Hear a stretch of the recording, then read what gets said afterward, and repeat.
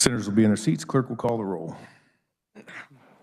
Alley, Baumgartner, Billinger, Blasey, Bowers, Clays, Corson, Dietrich, Dahl, Erickson, Fag, Faust-Goudot, Francisco, Gossage, Haley, Holland, Holscher, Kirshen, Cluse, Longbine, Masterson, McGinn, Olson, O'Shea, Peck, Peterson, Petty, Pittman, Pyle, Reddy, Reichman, Steffen, Straub, Sykes, Thompson, Tyson, Ware, Warren, Wilborn. Senators and guests, please rise and give prayerful attention to our chaplain.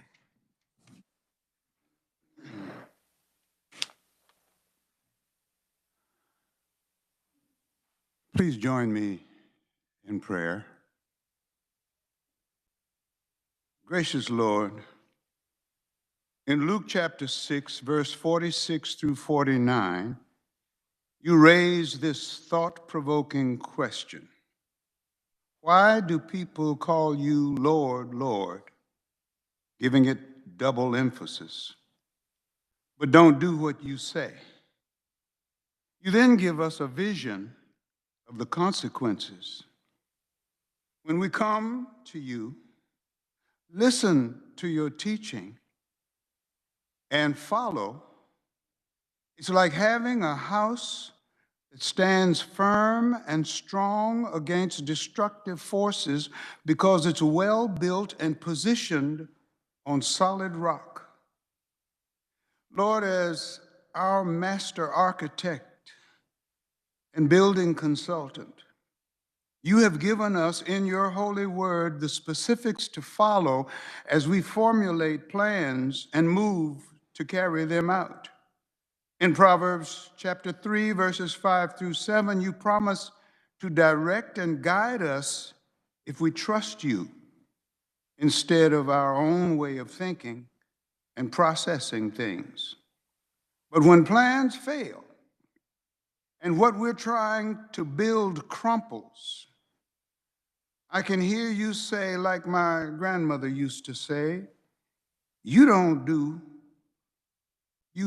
do what I told you to do. And like the old cell phone commercial, can you hear me now? Lord, we don't want our works to be shaky or unstable, but solid enough to stand in mighty ways. Down through generations, your word has been the consultant for success. Thank you for not leaving us to our frail human strategies. Lord, I'm coming to you in the name of him who, according to Ephesians 2, verse 20, is the master bedrock for us to build upon. Amen and amen.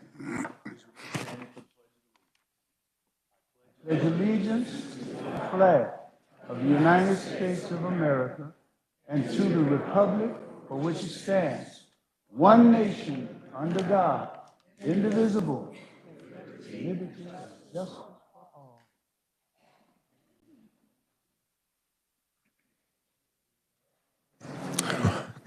On a point of personal privilege, Chair recognizes the senator from Sedgwick, Senator Faust-Goudot. Thank you, Mr. President. It is my honor to acknowledge some special guests in the VIP section of the Senate chamber. We have with us, and if they'll stand, we have a group here, a coalition here today. They had tables in the rotunda, Safe Streets Coalition from Wichita, and probably around the state too, but they are from Wichita, Kansas, Mr. President, and they are here advocating against and addressing substance abuse and overdose prevention issues, and they spoke at our South Central Legislative Delegation as well. So, ladies, just wave, and we welcome you here. And then I was also honored to have the mayor of Wichita's, the mayor's youth council members are here, and if you'll stand too, and Mr. Chairman, Mr. President, so I asked them when they stopped by my office today what their issue was. I thought they had one issue, but it was just mind-blowing what each of them individually shared, their individual issues. And I have to be honest, the young lady here, can I say Asian? Well, I mean, no, something she shared with me, Mr. President, I had no idea that was happening in that community. And so when we say the word coalition, I really, really, really think we should work together on these issues that affect all Kansans. And the young man in the red tie, raise your hand. Gentlelady, Senator Erickson, he just admires you and he'd like to meet you, he said. He said he's trying to get a visit with you. And so, so there's the lovely Senator Renee Erickson. He's your fan. Mr. President, thank you for allowing me this, because when people travel up to the State House for these issues, I just think it's important that we listen to them and act on their issues. Thank you so much. Welcome.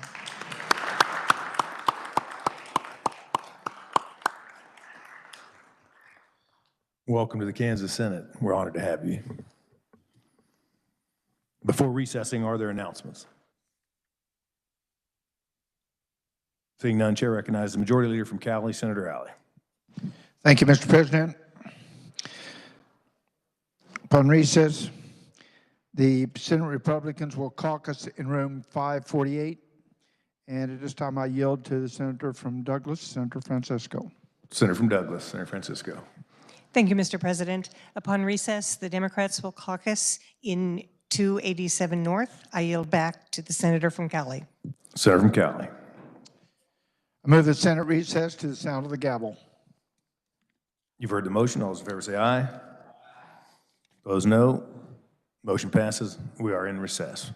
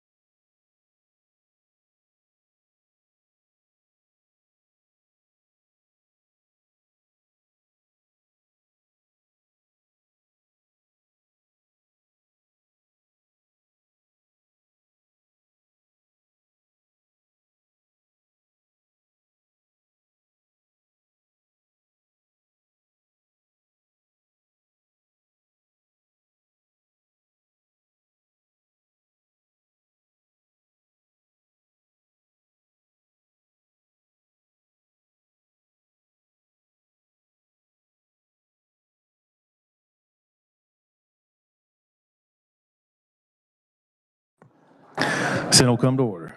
Introduction of bills and concurrent resolutions, the clerk will read. Senate Bill number 60 by Committee on Assessment and Taxation, an act concerning sales taxation. Senate Bill number 61 by Committee on Assessment and Taxation, an act concerning taxation. Senate Bill number 62 by Committee on Financial Institutions and Insurance, an act concerning securities. Senate Bill number 63 by Senators Corson and others, an act concerning elections. Senate Bill number 64 by Senator Corson, an act concerning certain statewide elected officials. Senate Bill number 65 by Committee on Federal and State Affairs, an act concerning abortion. Senate Bill number 66 by Committee on Education, an act concerning education. Senate Bill number 67 by Committee on Ways and Means, an act making and concerning appropriations for the fiscal year ending June 30th, 2023 for the Department of Administration. Senate Bill number 68 by Committee on Utilities, an act concerning electric transmission lines. Senate Bill number 69 by Senator Corson, an act concerning reapportionment. Senate Bill number 70 by Senator Corson, an act concerning labor and employment. Senate Bill number 71 by Senators Alley and Francisco, an act concerning agriculture. This constitutes introduction of Senate Bill 60 through Senate Bill 71. Please note references of bills on page 1 through 4 of the calendar. Consideration of appointments. Chair recognizes the Majority Leader from Cali, Senator Alley. Thank you, Mr. President. In compliance with Senate Rule 55, the appointments on page 4 of the calendar and the first 8 appointments on page 5 of the calendar are ready for consideration. Are there any questions?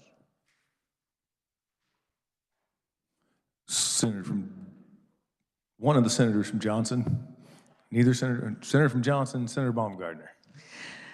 Thank you, Mr. President. I'm here representing the County of Miami, but that's okay. Hey. I represent Johnson also, so I'm proud to stand up. And I simply want to speak on behalf of the appointment for Rachel Pickering, Judge Pickering. She is already serving the state of Kansas as a judge and has been serving our state for nearly 2 decades. And I want to repeat what I did say in committee. I stand in support of her without reservation. She is a judge that has served this state quite well. In particular, for those of you that aren't familiar with all of the backlogs that have occurred in our court system, but when we shut this state down, she made sure that all those kids that were child in need of care kids, our SINC kids, she made sure that that wasn't shut down. She found a way for her courtroom to continue via Zoom and via phone so that those kids had proper placement. I appreciate the continuing education work that she has provided for other attorneys, as well as her work that she continues to do at Washburn University for those that are studying law. Again, I rise in strong support of Judge Pickering because I believe she, in this new position, will serve Kansas families well. Thank you, Mr. President.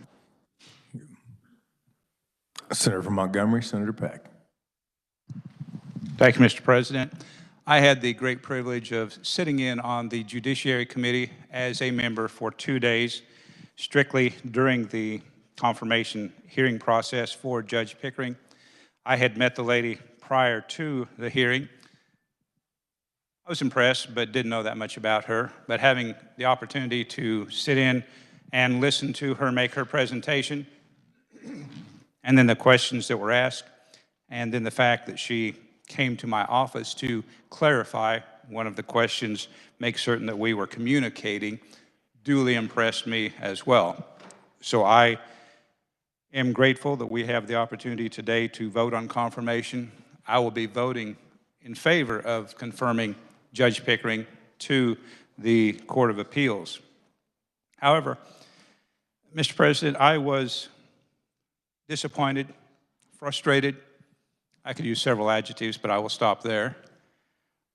When we were given information in the committee that there was something in the judge's past that she did not run from, she did not hide from, she had disclosed. However, Mr. President, that information was not forwarded or disclosed to the Senate Confirmation Committee, the Judiciary Committee. Our chair, Senator from Johnson, did a great job, learned of an issue, and sent a letter to Judge Pickering and to the office of the governor. We were provided a copy of that letter as well as a copy of the response letter from the judge and from the office of the governor. There's a line in the office or in the letter from the office of the governor that says, "Our office was aware of the ineffective assistance of counsel issues you raised in your letter referencing the chair's inquiry." Well, Mr. President, if the governor's office was aware of an issue with the nominee, the question to me was, why was the information withheld? And it raises several questions within my mind. If there was an intentional withholding, and clearly there was, how many times has that happened in the past? How many times may it happen in the future? What about appointees that do not stand for Senate confirmation? Whether it's this governor or any governor in the past or future, I believe that the governor's office, the governor themselves, should be totally transparent, totally forthcoming with all information for nominees and for appointees that the people of Kansas will be dealing with.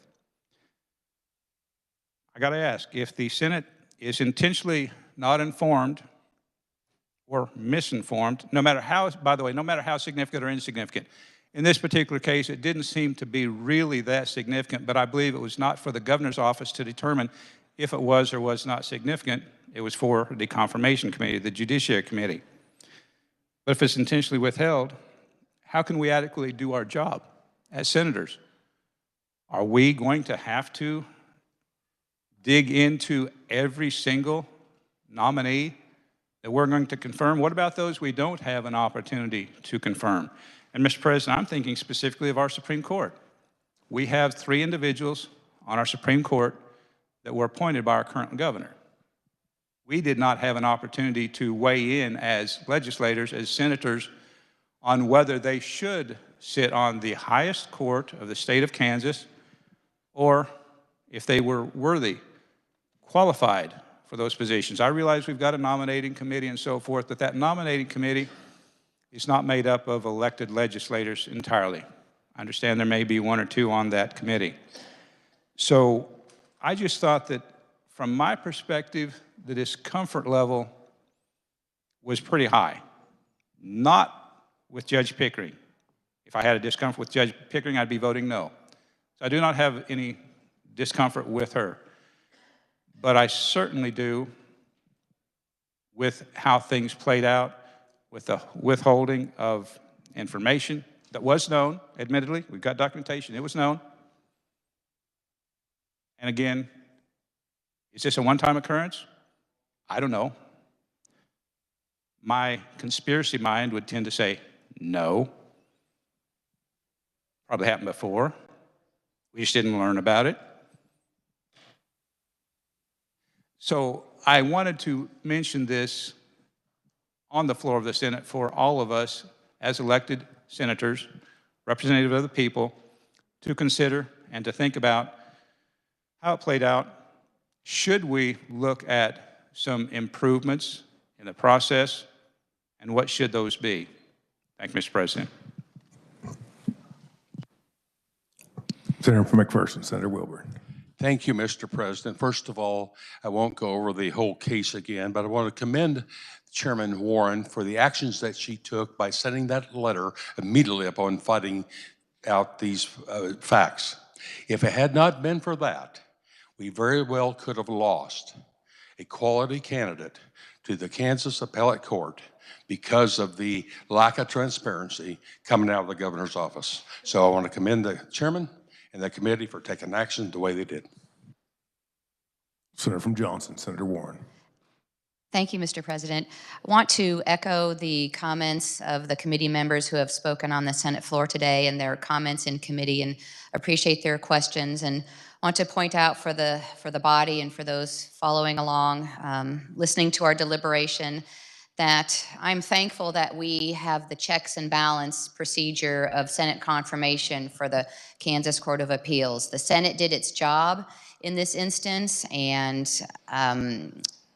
was forthcoming and transparent and gave a very qualified candidate an opportunity to fully explain herself in committee, and didn't surprise her, but came forward and presented the information so that she could fully answer and be fully vetted by the Senate.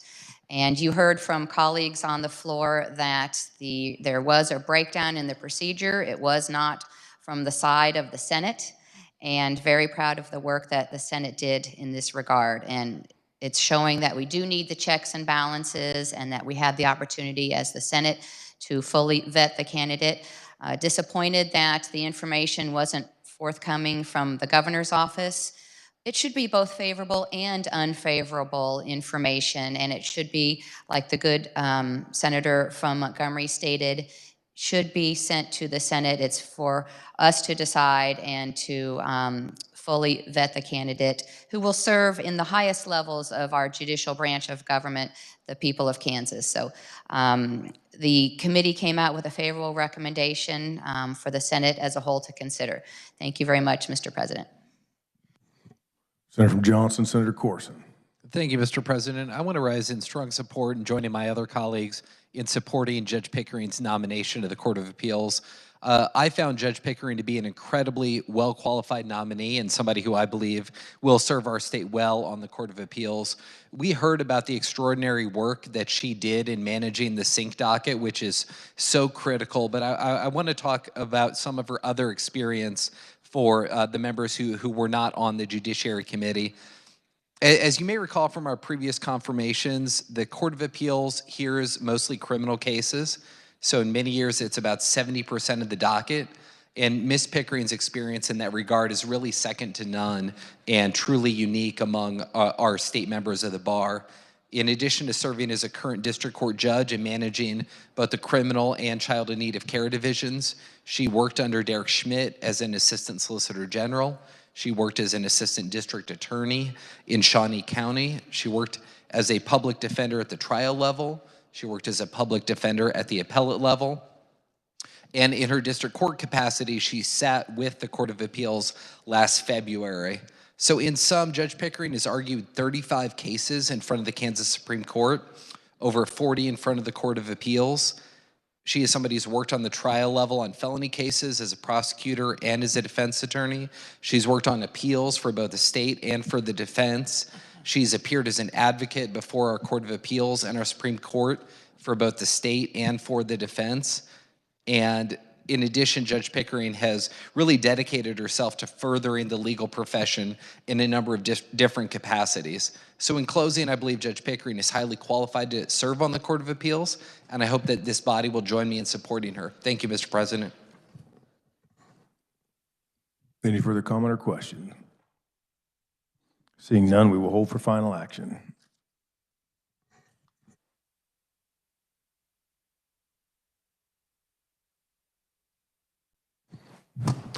We're going back to we left a motion out. Senator from Cali, Senator Alley. Thank you, Mr. President. I move the appointments as confirmed and recommended by the committees on Judiciary and the Committee on Confirmation Oversight. Heard the motion. All those in favor say aye. Opposed, no. Now we're ready for final action. On the first roll call, we will take the following. The appointments on page 4 of the calendar: Pickering, Benson, Dykes, Mendoza, Kahn, St. Peter, Walling, and Bowser. Clerk will read the names. By the Governor, Kansas Court of Appeals Judge Rachel Pickering. Kansas Board of Regents Blake Benson, John Dykes, Diana Mendoza. University of Kansas Hospital Authority Talal Khan and St. Peter. State Library of Kansas and the State Librarian Ray Walling. Pooled Money Investment Board is Stephen Bowser. Clerk will call the roll.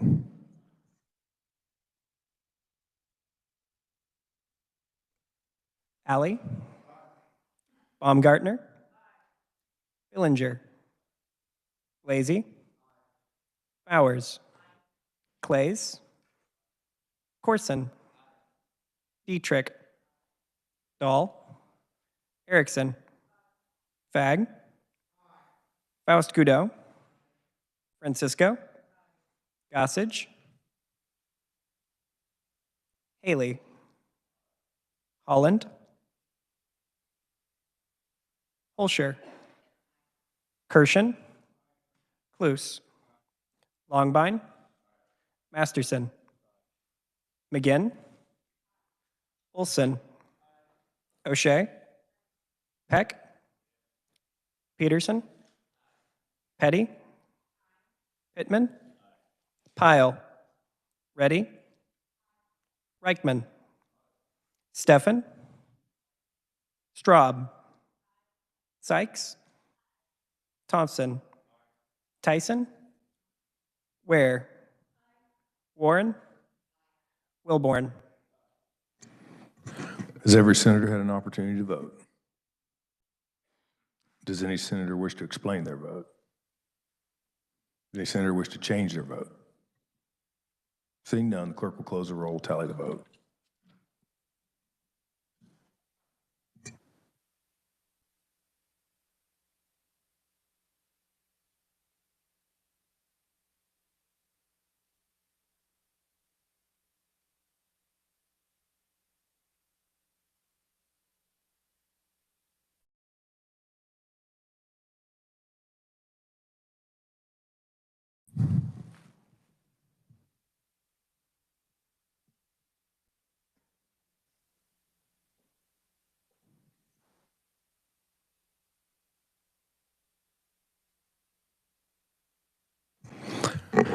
"37 having voted in favor and none opposed. These appointments having received their constitutional majority are hereby declared confirmed." On the second roll call, we'll take the following. The 8 appointments on page 5.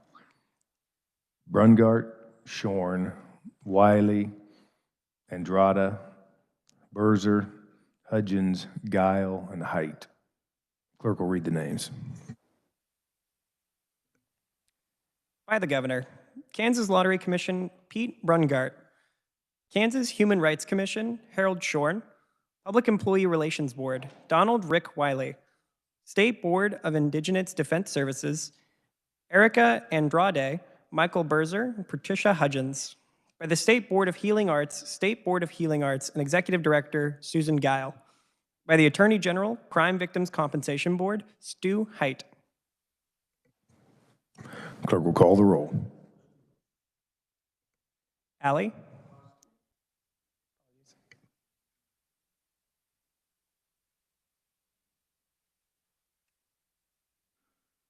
One more time. Alley. Baumgartner. Billinger. Blasey. Bowers. Clays. Corson. Dietrich. Dahl. Erickson. Fag. Faust Goudreau. Francisco. Gossage. Haley. Holland. Holscher. Kirshen. Cluse. Longbine. Masterson. McGinn. Olson. O'Shea. Peck. Peterson. Petty. Pittman. Pyle.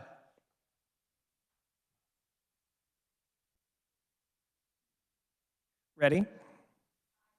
Reichman. Steffen. Straub. Sykes. Thompson. Tyson.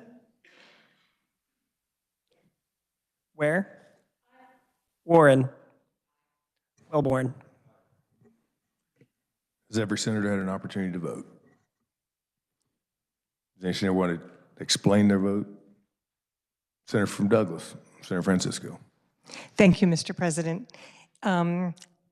I was pleased to be able to vote aye in confirming Pete Brungart to the Kansas Lottery Commission.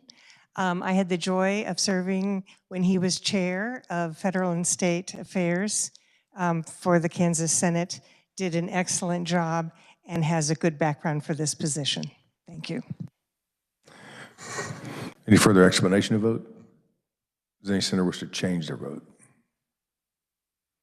Seeing none, the clerk will close the roll, tally the vote.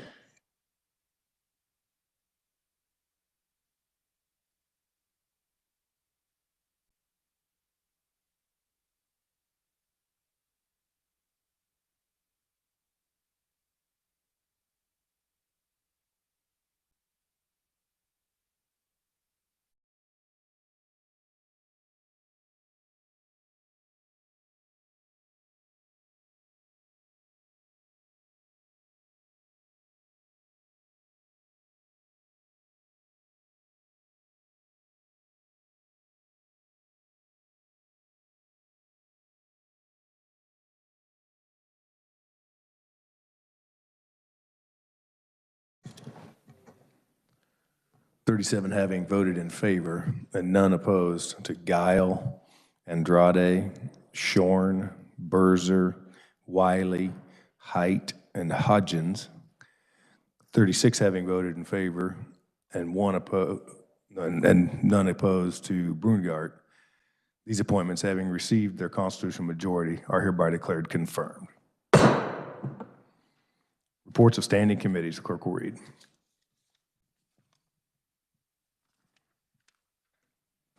Mr. President, the Committee on Federal and State Affairs recommends SB 3 be passed.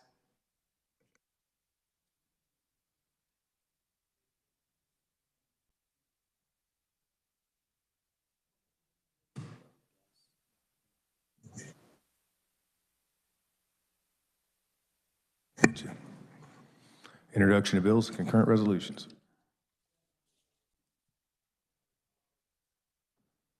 Senate Bill number 72 by Committee on Judiciary, an act concerning civil procedure.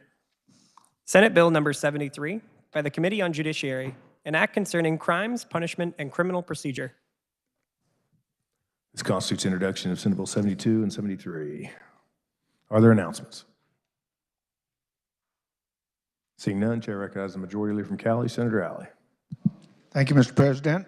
Move the Senate adjourn pro forma until 9 a.m. Friday, January 20th, 2023. You've heard the motion. All those in favor say aye. Opposed, no. Motion passes. Senate's adjourned.